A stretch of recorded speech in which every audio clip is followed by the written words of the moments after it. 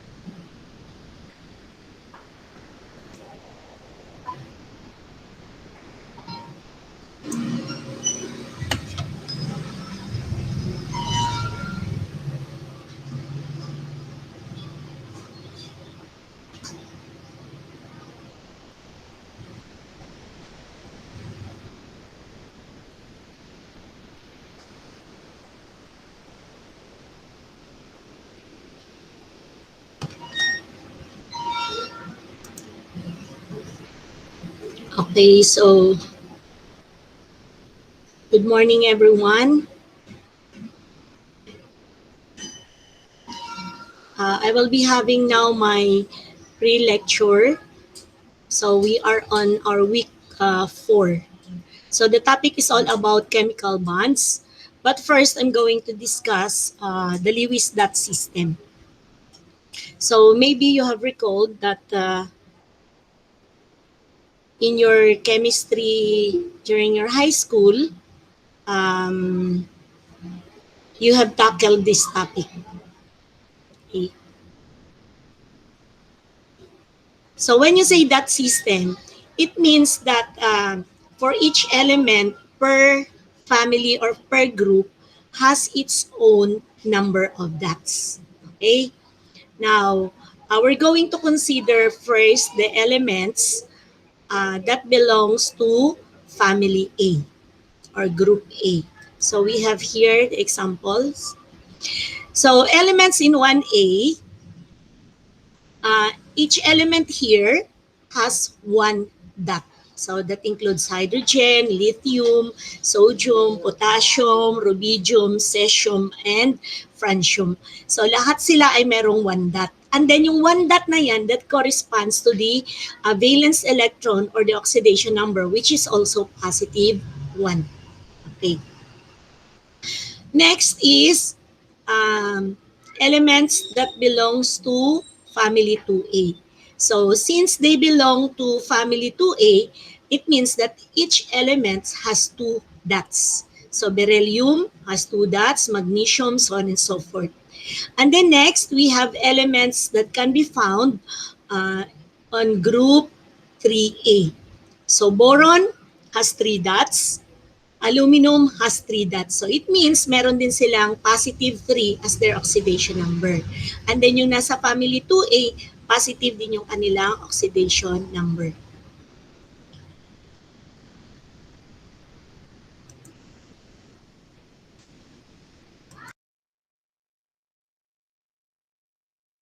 Ano kung naririnig mo ha?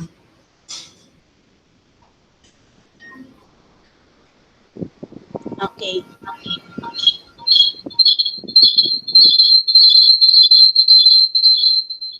So, chine-check ko lang kung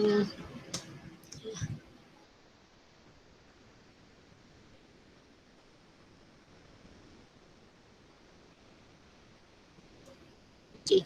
So next is we have family 4A. So all elements in family 4A, of course, so each element in 4A has 4 dots. At the same time, they have positive 4 as the valence or the oxidation number. And then for family 5A, so the number of dots, of course, are 5. Space lang pasa.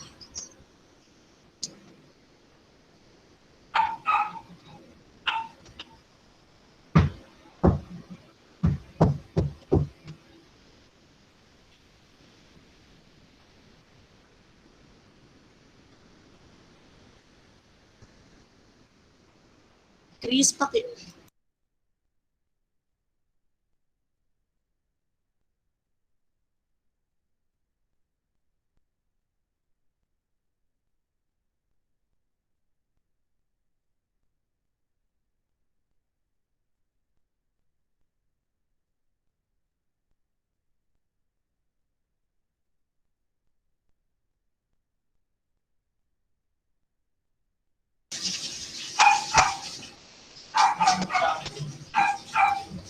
okay, so chinek ko lang. I'm just checking kung merong audio kasi nga ayoko nang ulitin nangyari last time.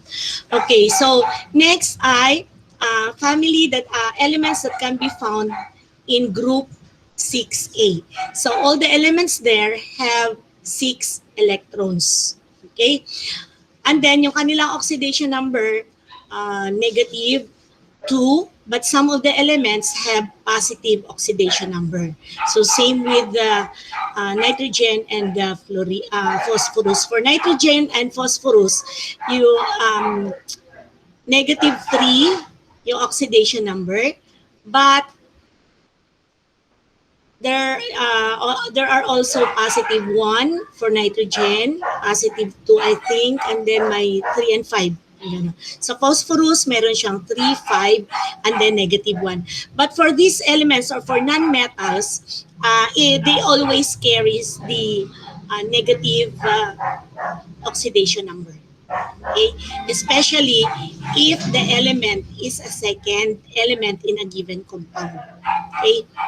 Now, next, elements that can be found in family 7A. So all the elements here have 7 electrons or 7 dots. So it means their oxidation number is negative 1.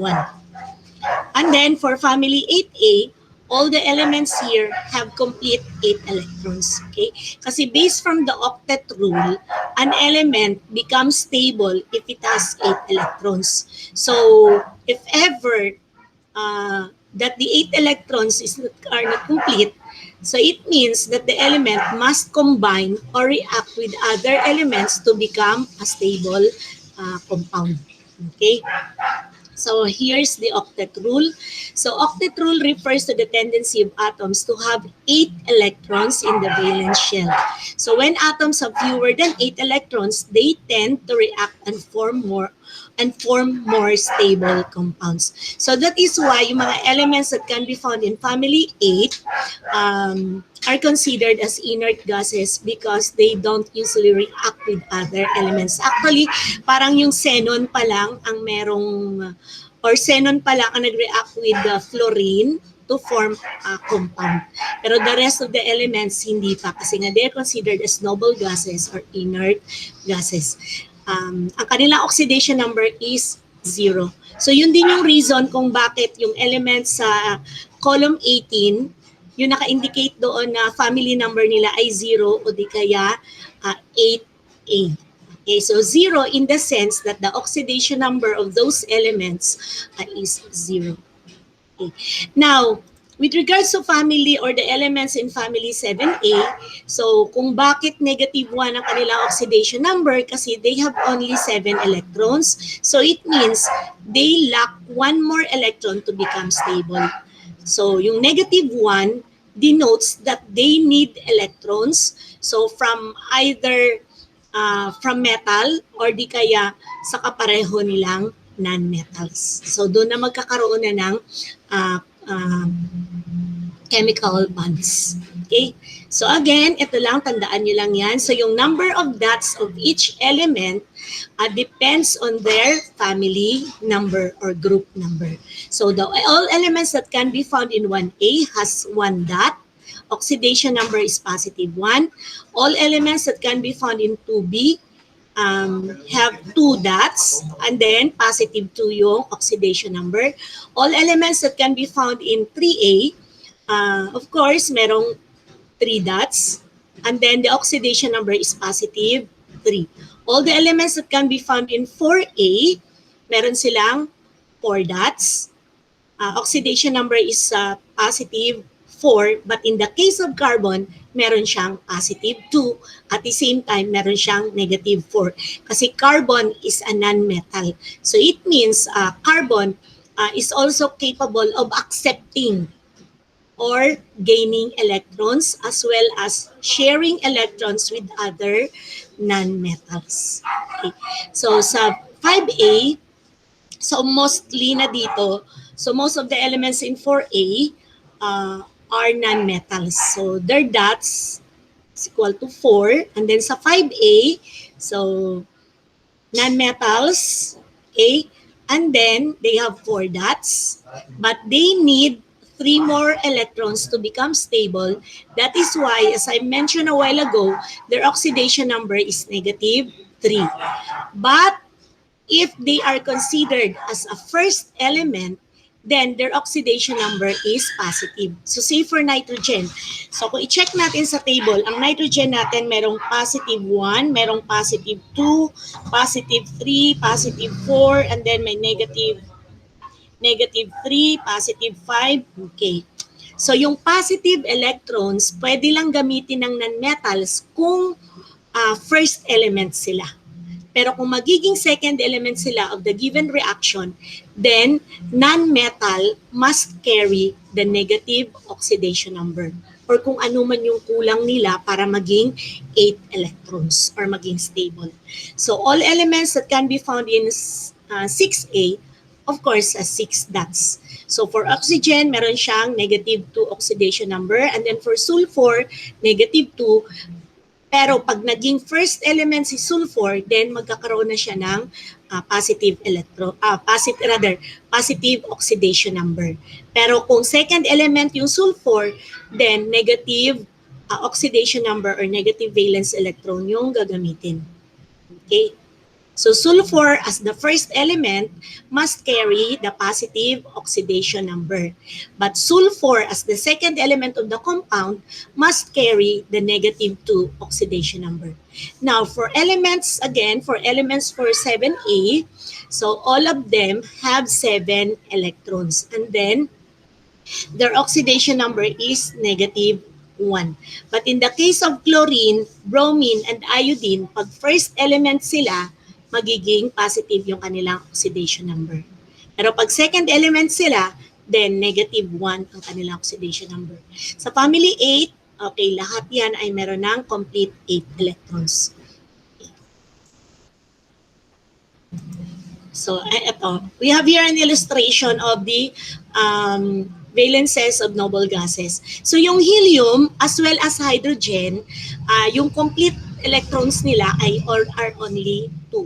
So again, for helium and hydrogen, the complete number of electrons for them to become stable is 2 electrons. Okay. Now, for neon, ayan. So ito yung illustration niya. Meron siyang 8 dots kasi nga stable na sila. Okay. And then, we'll proceed now to chemical bonds. Okay. So when you say chemical bonds, of course, yung mga yung mga atoms of the elements because of the forces or the forces of interaction, nagko-combine or nagre-react sila. Okay? So pagdating sa mga noble gases, hindi sila ganun ka-reactive. They are considered as the least reactive elements. So yung metal are considered as the one of the reactive elements as well as yung some of the non-metals, say for example, hydrogen, oxygen, so mga chlorine, fluorine. So yun yung silang capable sila to react with other elements. Although, halos lahat naman pwedeng mag-combine to form a compound. Okay. So, we have here definition of terms. So, chemical bond is mutual electrical attraction between the nuclei and the valence electron of different atoms that bind the atoms together. Okay, so this is the interaction between 2 or more elements to form a compound. Okay, so valence electrons, the other term for valence electron is oxidation number. So valence electron or oxidation numbers, outermost electrons that are available to be lost, gained, or shared to form a chemical bond. So it depends now on the number of electrons of a specific or the involved elements. Okay? So, na-mention ko naman kung ano yung mga number of electrons nung nasa family A. Okay. Now, para dun sa mga sa elements that can be found in family B, so since mga metal sila, they have positive oxidation number or positive valence electron.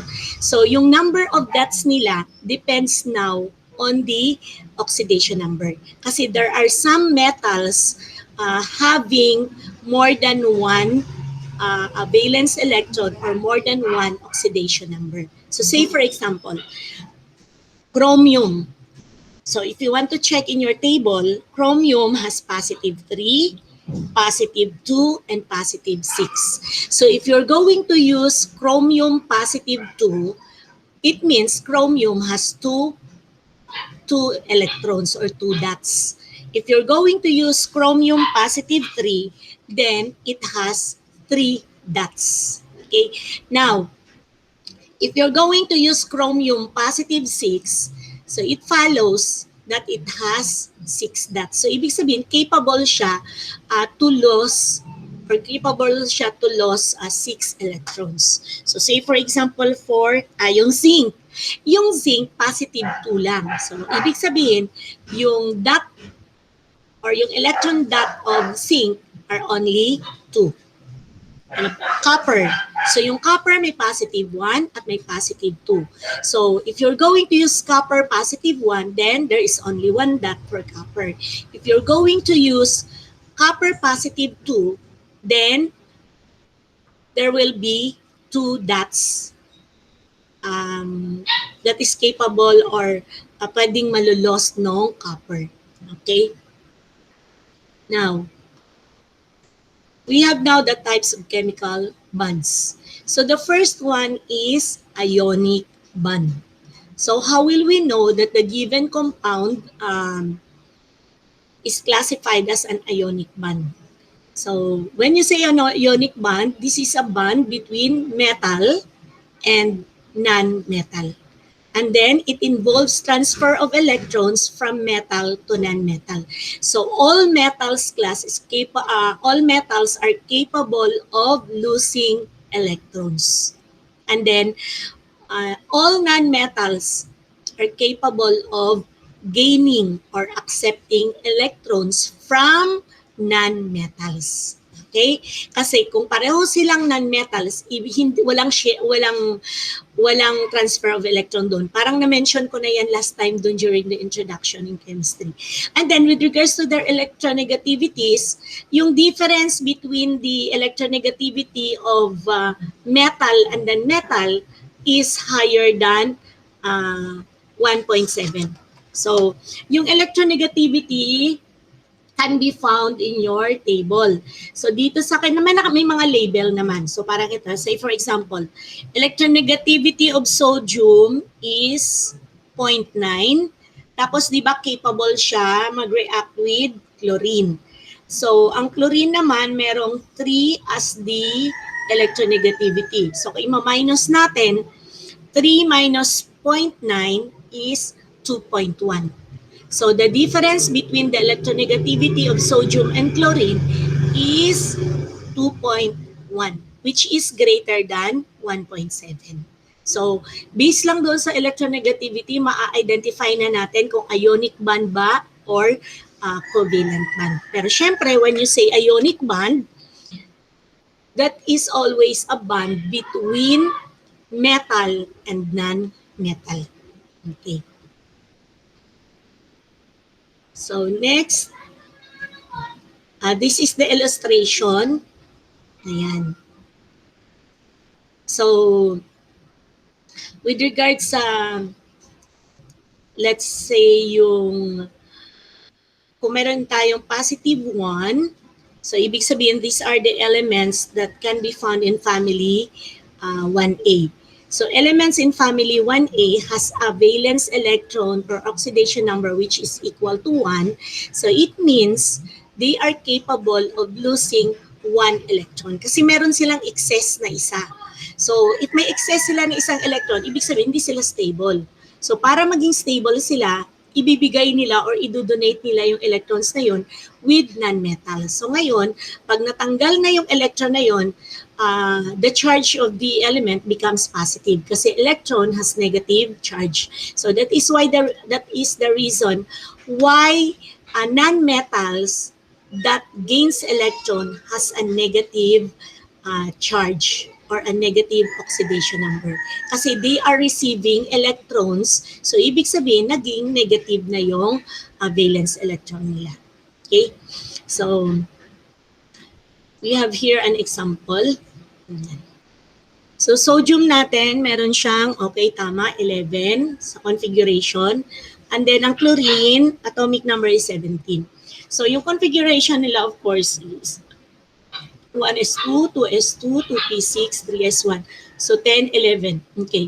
Now, kung gagawa tayo ng structure of atom, sa first orbit, merong 2 electrons, which is the maximum number of electrons in the first energy level. Tama? And then, sa second energy level, meron tayong 2s2 tsaka 2p6. So, adding this, we have now 8 electrons. So, it means in the second energy level, it has now a complete 8 electrons. So, ibig sabihin, doon pa lang, stable na yung sodium. Kaso, meron tayong 3s1. So, that is why ang sodium ay merong excess na 1 electron. So, yung excess niya na 1 electron, ipamimigay niya yon sa kung sino nangangailangan para magiging stable na siya. Okay? Now, if we're going to combine sodium and chlorine, so base naman sa chlorine, meron siyang 17 atomic number. So, ayan. Sa first energy level, so maximum of 2 electrons is being achieved. Sa second energy level, maximum of 8, achieved na rin. And then sa third energy level, ilan ang meron? So 3s2, tsaka 3p5. So ibig sabihin, dun sa third energy level, merong 7. So hindi siya stable. Kailangan niya ng isang electron para maging 8. Okay? So ito yung illustration. Ayan. So, no, nag-transfer na ng electron from sodium to chlorine. So, yung chlorine ngayon, in the outermost shell niya or the outermost energy level, has complete 8 electrons. So, 1, 2, 3, 4, 5, 6, 7, 8. Yung nanggaling sa sodium. So, it means, once na nag-transfer na ng electrons yung metal doon sa non-metal, meron na tayong na-form na compound. So in this case, after transferring or losing of sodium of 1 electron to chlorine, the product now or the substance being formed is NaCl or sodium chloride. So this is now the illustration of the Lewis dot system. Okay. Now, if you want to check, we can use the chemical equation. Okay? So, sa chemical equation, we're going to apply the crisscross pattern and then we're going to use their oxidation number. So, for Na, since nasa family 1A siya, it is understood that the oxidation number is positive 1. And then chlorine, since nasa family 7A siya, so we are going to use negative 1 oxidation number. So pag nag-criss-cross sila, i-disregard na natin yung mga sign. Kasi yung sign na positive, ibig sabihin, namimigay siya ng electrons. Yung negative naman na sign, tumatanggap siya ng electrons. So disregard na natin yung sign. After natin mag-criss-cross, of course, yung 1 ng sodium mapupunta sa ibaba ng chlorine, and then yung 1 din ng chlorine mapupunta sa baba ng sodium. Eh di ba yung 1:1, hindi na kailangang isulat. So if the coefficient is 1, you don't have to write it. If the exponent is 1, so there's no need of writing it. As well as if the subscript is 1, ganun din, hindi nyo rin kailangan isulat. Okay? So, pag ginawa natin yung chemical equation, then we have this one. So, yung reactants natin, of course, A and B to produce the product AB. Now, Na natin is a monatomic ion. Yung chlorine is a diatomic ion. That is why meron siyang subscript na 2. So, nung nag-criss-cross tayo, ang naging product natin is NaCl, which is unbalanced equation. Okay? So, next is we're going to count the number of atoms kasi 'di ba based from law of conservation of mass, dapat equal ang reactant at saka yung product. So sa reactant we have only one atom, while chlorine in the reactant we have two atoms. So in the product, Na 1 atom, chlorine 1 atom. So ibig sabihin kulang tayo ng atom sa chlorine. Kaya magdadagdag tayo ng coefficient. We are not allowed to insert number. We are not allowed to alter or to change the subscript. We are only allowed to write a correct coefficient. So since chlorine here lacks one atom, we have to multiply NaCl by 2. So multiplying NaCl by 2 means that we are going to multiply one atom of sodium by 2. So we have now 2 atoms. And then for chlorine, so 1 atom times 2 is equals to 2 atoms. Okay, walang nakalagay. But hindi ko siya ma-edit. So that is 2 atoms. Okay. And then, since we have now 2 atoms of sodium, check natin yun na sa reactant. So sa reactant, meron lang tayong 1 atom of sodium, kaya nag-times 2 din tayo. So ngayon, kung titingnan natin, pareho na yung number of atoms of each element in the reactant as well as in the product. So the equation now, or the second equation here, is already balanced. So it means we have 2 molecules of sodium plus 1 molecule of chlorine gas to form 2 molecules of sodium chloride. Okay, so this is using chemical equation. And then the other one naman is using that system. So ito using that system. Okay, another example. So aluminum. Aluminum, so 13. Okay, so check natin yung configuration. Okay, 13. Now, yung first energy level niya, merong 2 electrons. Yung second energy level niya, of course, 2 plus 6. So, kompleto yung 8. And then, in the third energy level, we have only S2 plus yung P1. So, 3. So, 1, 2, 3. So, this is the that presentation of aluminum. And then, for oxygen, 8. The atomic number of oxygen is 8. So yung ating electron configuration is 1s2, 2s2, and then 2p6. Sa first energy level, we have 2.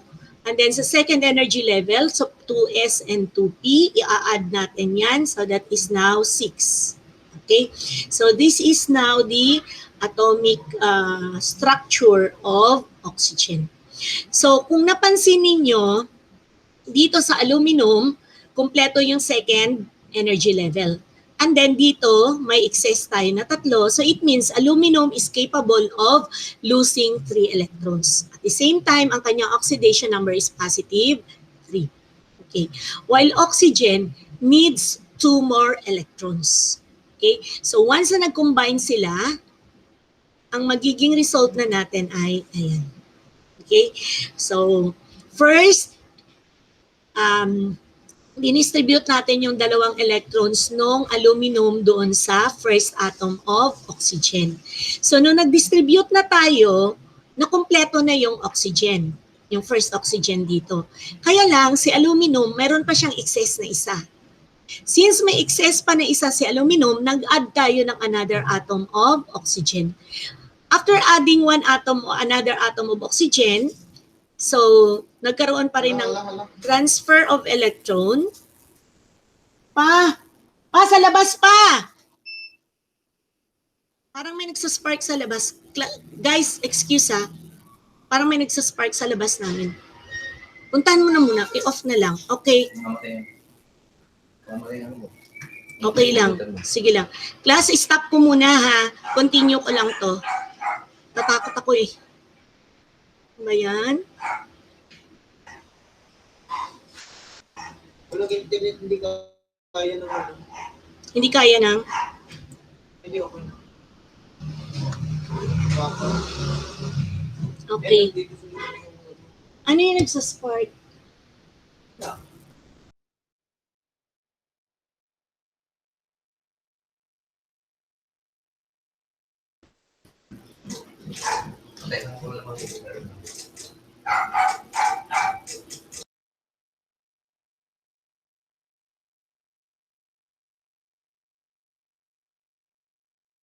Tanungin mo sila.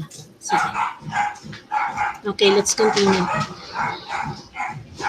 Okay. So, next is, ayan. So, di ba, meron pang excess yung aluminum na 1 electron. So, tinransfer doon sa pang second oxygen. And then, yung oxygen natin lacks another 1 electron. So, nag-add tayo ng another atom of aluminum. So, binigay natin yung isang aluminum and then meron pang remaining 2 electrons for 2 electrons for aluminum. So, ita-transfer ulit natin doon sa third atom of oxygen. So, if we're going to count, we have now 2 atoms of aluminum. That is why we have here Al2 and then 3 atoms of oxygen. Kaya meron tayong O3. So, when aluminum reacts with oxygen, we can form aluminum oxide wherein the formula is Al2O3. Okay. Now, if we're going to use crisscross pattern, this will be the process. So, yung aluminum having 3 dots has an oxidation number of positive 3. Okay. And then yung oxygen, since oxygen needs 2 electrons, it has a negative 2 oxidation number. Tapos magki-crisscross. So, disregard yung sign. Yung 3 ng aluminum mapupunta sa subscript or sa ibaba ng oxygen. And then yung 2 naman ng oxygen mapupunta sa baba ng aluminum. So kung titingnan natin yung result natin using chemical equation by crisscross pattern as well as yung Lewis dot, the same lang yung na-form nating chemical formula. Kung magkaiba yan class, then ibig sabihin mali yung ginawa natin. Okay? So let's continue. We're going now to count the number of atoms for each element. Aluminum, 1 atom. Oxygen, kasi diatomic siya, kaya meron siyang 2 atoms. And then sa product, aluminum natin merong 2. And then oxygen natin merong 3. Okay. Hindi balance yung oxygen as well as yung aluminum. So again, we are not allowed to change or to alter any subscript. At the same time, we are not allowed to insert numbers. But we are only allowed to put a correct coefficient. So, since meron tayo sa oxygen na 2 and 3, so ano ba yung parang multiple ang tawag dito? Yes, yung possible products for 2 and 3. O di ba 2, di ba 6, 2 and 3? So 2 times 3 is 6. So, ang nag-try tayo dito, nilagay natin yung 2. So if you put a coefficient of 2, then imo-multiply natin yan isa-isa doon sa number of atoms of each element. So parang in-apply natin yung distributive property. Okay? So for aluminum, may existing tayo na 2 times the coefficient na 2, then we have 4 atoms. For oxygen, we have existing 3 atoms times the coefficient, so 6 atoms. Now, yung dito naman, since meron na tayong 6 atoms, tapos meron tayong 2 atoms sa reactant, i-times 3 na lang natin. So you have now 6 atoms. And then yung aluminum natin, since we have only 1, so nag-times 4 tayo. Okay. And then class, ganito. Para mas madali, ganito na lang. Di ba dito, meron ka ng 2 atoms. Tapos doon sa product, may 3 atoms. Yung i-interchange mo lang. Yung 2 na to, ilagay mo doon sa coefficient ng Al2. Tapos yung 3 naman dito sa kabila, sa product, ilagay mo naman doon as coefficient of oxygen. Yun yung short technique or short method. O di kaya, yung atoms ng oxygen, i-multiply nyo. Okay? So, Pag nakuha mo na yung product, alam mo na kung ano yung dapat mong ilagay na coefficient doon sa product at saka sa reactant in order to balance oxygen. So usually class, pag non-metal and metal, mas madali kung ibabalance muna natin yung non-metal kapareho ng oxygen.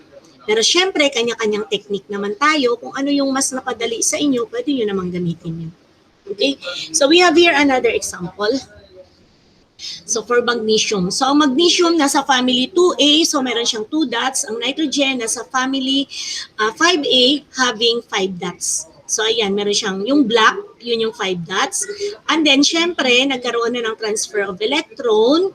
So kinulang pa ng isa, kaya nagdagdag tayo ng another atom of magnesium. So binigay mo na yung isa sa first atom of nitrogen, may sobra na naman na isa si magnesium. Kaya nagdagdag tayo ng another atom of nitrogen. So, nung pagdagdag natin ng another atom of nitrogen, yung excess kanina ni magnesium, binigay niya kay nitrogen, kaya lang si nitrogen may kulang na namang dalawa. That is why we add another atom of magnesium. So, doon na nakumpleto na yung transfer of electrons. So, ganun yung case. If ever na kinulang si non-metal, magdagdag ka. Kung si metal naman ang may kulang, magdagdag ka rin. Basta ang importante, makukumpleto yung number, yung 8 electrons of non-metals. Tapos, lahat ng excess ni metal na ipamigay na. Kasi di ba, ang pinamimigay ng metal ay mga excess electron. Lahat naman ng tinatanggap ni non-metals ay yung mga kulang niya. Okay, so in this case, applying the crisscross pattern, so ito na. So, di ba ang nitrogen nasa family 5, kulang siya ng 3, kaya negative 3 yung oxidation number niya. So, pag nag-crisscross tayo, yung 3 mapupunta sa magnesium, and then yung 2 mapupunta sa nitrogen. So, we have now magnesium nitride or Mg3N2. If we're going to use chemical equation, then we have this one. Nitrogen class is also a diatomic element, kaya meron siyang N2. Ayan. So, pag-balance na lang natin, Mg3, so lumalabas dito yung N2 natin at saka N2 sa product, balance na. Yung Mg3 na lang ang kulang. Kaya, sa reactant, naglagay tayo ng 3 in order to balance magnesium. Okay? So, ang next type is covalent bond. So, when you say covalent bond, so this is formed when 2 electrons are shared between 2 or more non-metals. So, again, for ionic bond, there is a transfer of electron from metal to non-metal. But for covalent bond, there is always a sharing of electrons between 2 non-metals. So take note of that. And then we have types of covalent bond. Non-polar covalent bond. So when you say non-polar covalent bond, it is a result from the equal sharing of electrons. So equal yung sharing of electrons nila. So ibig sabihin kung kulang ng isang electron yung isang element, ganun din yung isang element. Pareho yung i-share nila. And then yung another one, ang electronegativities nila class ay nagre-range from 0 to 0.4. Okay? Kasi ang ionic bond kanina, ang electronegativity naman nila ay greater than 1.7. 1.7 greater than it. So dito, applicable siya for diatomic elements. So mga diatomic elements natin, hydrogen gas, fluorine gas, ayan. Okay. And then, ang magiging illustration, since equal yung sharing of electrons nila, ayan. Equal lang din yung size for non-polar covalent bond. So, example natin, chlorine gas. So, pareho silang mayroong 7 electrons, di ba? So, 1, 2, 3, 4, 5, 6. Tsaka yung dulo ng single bond na yan. Class, take note, yung bawat bond ay merong 2 electrons. If you have single band, it means merong 2 electrons. Pag double band, it means meron ng 4 electrons. Pag triple band, meron ng 6 electrons. Kasi merong mga more than one band. Okay, so for chlorine, since ang kulang ng chlorine ay 1 electron lang, kaya if you have two atoms of chlorine, then magkakaroon ka lang ng single bond. Same with bromine, fluorine, and then iodine. Kasi pare-pareho sila na may 7 electrons, so kulang lang sila ng isang electron para maging stable.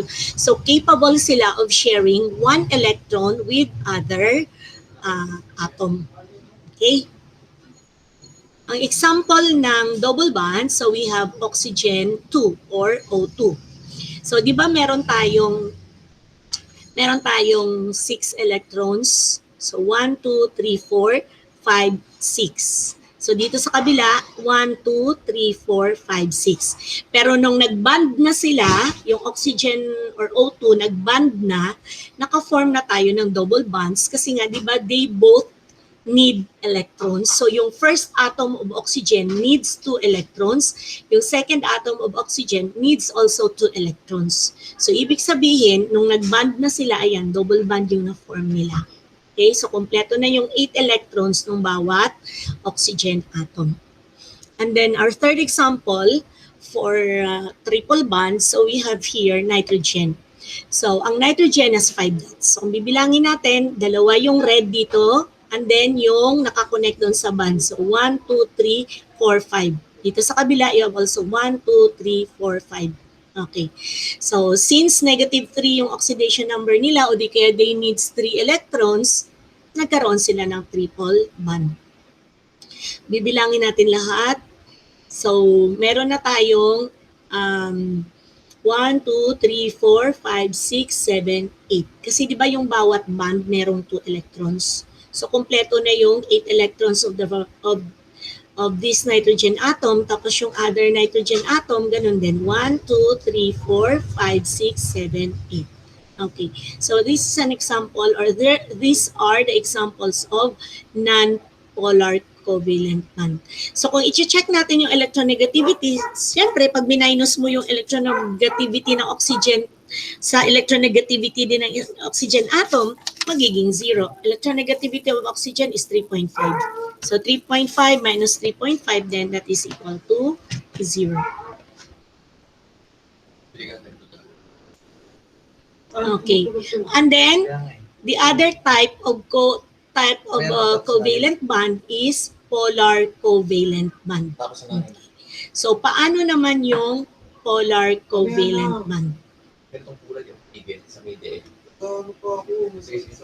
So sa polar covalent bond, meron tayong unequal sharing of electrons. And then yung electronegativity difference nila ay 0.5 to 1.7. So, ayan, results from the unequal sharing of electrons between two different atoms. The electronegativity number difference of two nonmetals is 0.5. So, since unequal yung sharing of electrons nila, ito yung pinakitang illustration. The other atom is bigger than the other one. Okay? So, sample. So, i-check muna natin yung electronegativity of carbon and oxygen. Sa carbon, ang electronegativity niya is 2.5. And then yung sa oxygen, 3.5. So, 3.5 minus 2.5, the answer is 1. So, the difference of the electronegativities between carbon and oxygen is 1, which is greater than 0.4. So, it's between 0.5 and 1.7, di ba?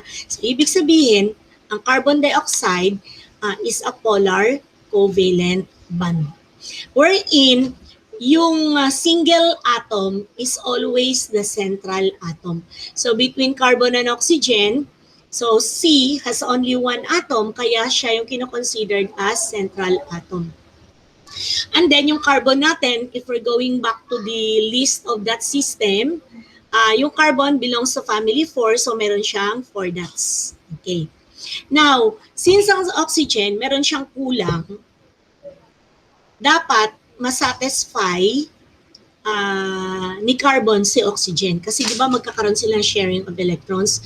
So it means carbon and oxygen will share 2 electrons. That is why ang na-form dito ay double bond. Kasi kung nag-single bond lang tayo, tingnan yung mangyayari. Magiging 1, 2, 3, 4, 5, 6, 7. Kung single bond lang. So kulang si oxygen. Tapos, si carbon, kung magsi-single bond tayo, magiging 1, 2, 3, 4, 5, 6. Kulang din. So, since capable naman si carbon to share 2 electrons and then oxygen needs 2 electrons, kaya nagkaroon ng double bond. But if ever the other non-metal needs only 1 electron to become stable, ang mafo-form nila na bond with carbon ay single bond. Kasi si carbon is capable of having a single bond, having a double bond, as well as a triple bond. Okay?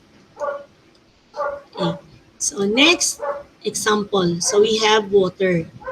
So hydrogen gas plus hydrogen gas, of course, magkakaroon tayo ng water. Now, in writing the compound, so alam nyo naman na, di ba, mag-criss-cross lang tayo. Okay?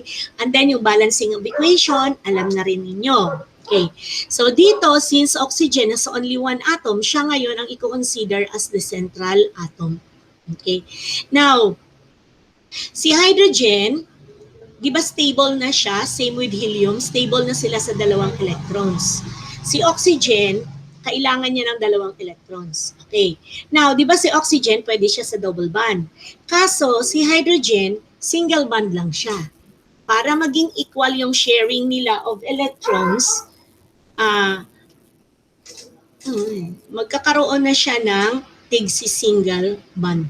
Okay? Again, si oxygen, pwede siya sa double bond. Tama? Pero, si hydrogen, hindi siya pwede ngayon sa double bond kasi nga, meron siyang 2 electrons lang na kailangan. Kaya, ang mangyayari dito, magkaroon sila ng single bond. So, ito na yung illustration. Sa carbon dioxide kanina,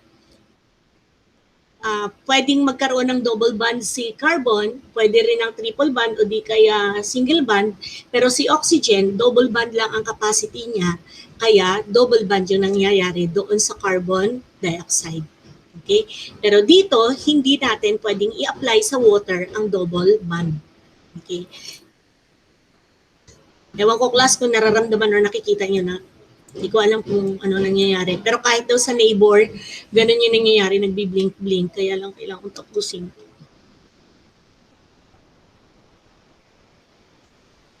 So, I need to finish this. So, other examples sa chemical bonds. So, ito na yon. For hydrocarbons. So, itong mga CH4, ganyan. Basta merong carbon-hydrogen bond, they are considered as organic compounds, kung na-recall ninyo sa classification of matter. So, CH4, so, pag CH4 lang siya, ibig sabihin, isang carbon lang siya. And then, so dapat it should be, sa example kasi natin, ethane. So, it should be C2H6.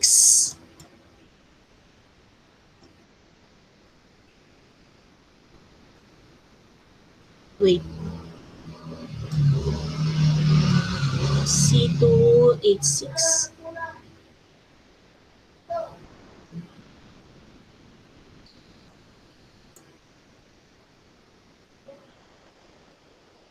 Okay. Class, this is C2H6. Paki-double check nyo nito, ethane. Ang CH4 is methane.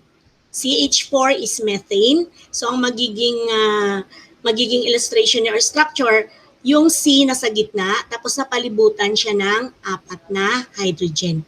Dito, since ethane nakalagay, it should be C2H6. So, ito yung magiging illustration niya. So, naka-single bond. Yung ethylene, tingnan nyo, naka-double bond siya. Kasi ang carbon, dapat makukumpleto niya yung kanyang 4 bonds. So, kung bibilangin natin, kasi yung 4 bonds, magkakaroon na siya ng 8 electrons.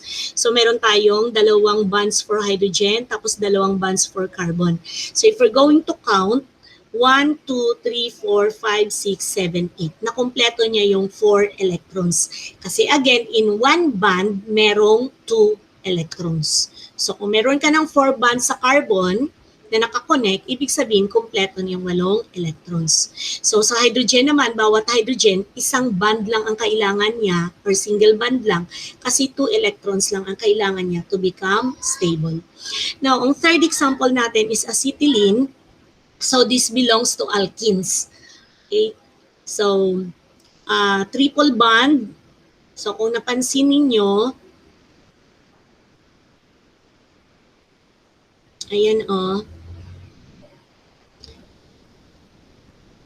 yung C natin, nagkaroon na rin siya ng 4 bonds. So pag meron kang 4 bonds, ibig sabihin, kompleto na rin yung 4 atoms. Kompleto na yung 8 atoms. Kasi in one band, there are 2 electrons rather. So 1, 2, 3, 4, 5, 6, 7, 8. So complete na yung 8 electrons for carbon. And then for hydrogen, complete na rin yung dalawang hydrogen. And then dito naman sa second carbon natin, meron din siyang 4 bonds which is now equivalent to 8 electrons. Tapos may single bond sa hydrogen which is also equivalent to 2 electrons. So balance or ibig sabihin complete na yung 8 electrons for carbon. Okay? So example lang yan ng triple bond. And then we have here additional example. So carbon tetrachloride or CCl4. So kung bibilangin natin isa-isa yan, kompleto yung 8 electrons for chlorine, kompleto din yung 8 electrons for carbon. Ayan, tingnan yung carbon, meron na naman siyang 4 bonds. So the other one is silane, so SiH4. Ayan. So parang kapareho siya ng CH4 or methane. Sa CH4, hydrogen yung central atom. Dito naman, ang central atom natin is silicon. Okay? So, now, with regards naman dun sa chemical equation, halos kapareho lang din nung sa ionic bond. Anyway, for chemical equations, sa next topic natin about chemical reaction, yun doon. Mas madami na ako mabibigay sa inyo ng mga examples on how to write the correct chemical equation at the same time on how to balance the equation. Kasi ang concern lang talaga ng chemical bonds dito ay yung dot system. Kaya lang syempre, pinresent ko lang sa inyo kanina yung illustration for chemical equation para kahit paano nare-refresh lang. Okay? So, ang next is we're going to count the mga remaining number of atoms ng element in a given formula.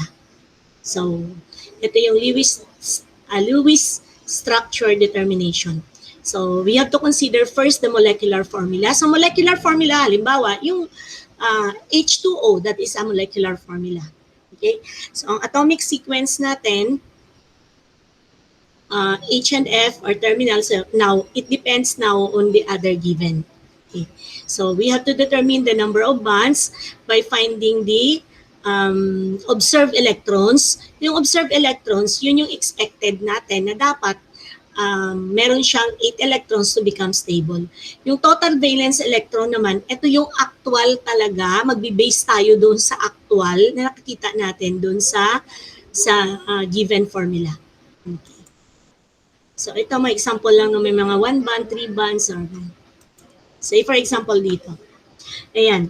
So we're going to determine the remaining number of electrons. Ang purpose natin dito kung bakit tayo gumagawa ng ganito, in order for us to determine the remaining number of electrons of the given elements. Okay. So first, the chemical formula, that is our first step. So ang chemical formula natin is HNO3. Okay. So we have to write it separately.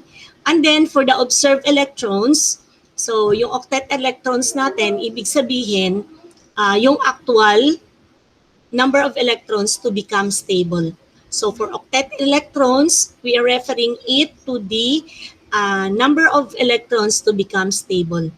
So for other elements, for other non-metals, it should be 8 electrons. But for hydrogen and helium, 2 electrons lang dapat. Okay. And then, para makuha natin yung TVE or yung total valence electron naman, so magbe-base tayo doon sa yung actual na number of electrons per family. Okay. So, yung number of atoms for hydrogen here is 1. So, times doon sa, para makomplete siya or yung sa octet electrons niya is 2. And then, for the total naman, so you have one atom of hydrogen times yung 1 dot niya. Diba? 1 electron lang yun for hydrogen, so 1 dot. So 1 times 1, then that is equal to 1. Okay. And then for nitrogen, so 1 atom lang din yung nitrogen natin, times 8 to become stable, so 8. And then yung actual number of electrons ay 5 for nitrogen. Kaya meron tayong 1 times 5. So of course, that is 5. Next, for oxygen, so sa HNO3, we have 3 atoms of oxygen. So times dun sa dapat maging stable, which is 8, so 24. And then, para dun sa total naman, so 3 times yung actual na number of dots for oxygen. Kung babalikan natin yung slide number 2, I think, or number 3, ang oxygen ay merong 6 dots. So 3 times 6, that is 18. Tapos ito, total na lang natin pareho. So, for the expected number of electrons or yung octet electrons natin, so magiging, ayan, 34. And then, para naman dun sa total valence na naka-base dun sa actual number of dots per element, ayan, 24. Okay? So, proceed na tayo sa next step.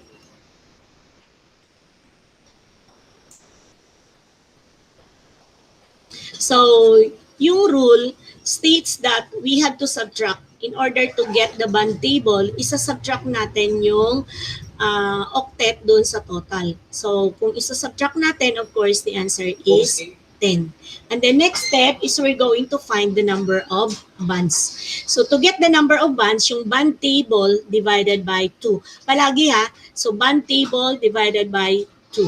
So, you have now, so yung bonding electrons natin, diba nag-subtract tayo to find the number of bonding electrons. So yung bonding electrons natin ay 10 divided by 2, which is now equal to 5. Now, to find for the remaining number of electrons, ima-minus natin itong number of bonds